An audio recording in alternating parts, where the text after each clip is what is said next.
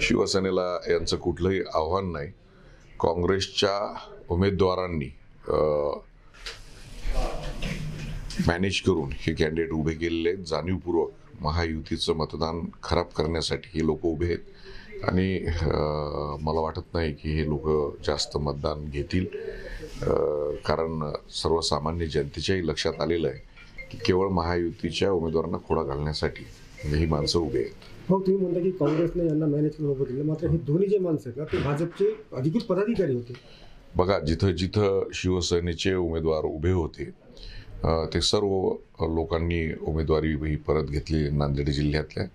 परंतु काही लोकांना वारंवार सवय लागलेली की प्रत्येक वेळेस उभं राहायचं, काँग्रेसच्या लोकांकडनं काही पैसे घ्यायचे आणि युतीला खोडा घालायचा. ते स्वतःही निवडून येत नाहीत आणि त्यामुळं मागच्या निवडणुकीमध्ये युतीचा पराभव झालेला होता.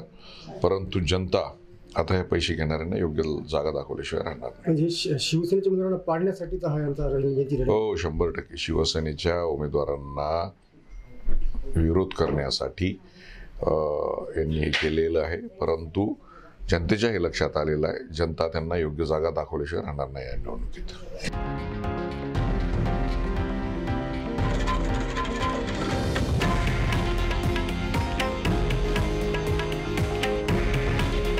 हे आहे देशातील नंबर 1 न्यूज नेटवर्क आणि आपण पाहत आहात TV9 मराठी. काळजी तुमची, हित महाराष्ट्राचं.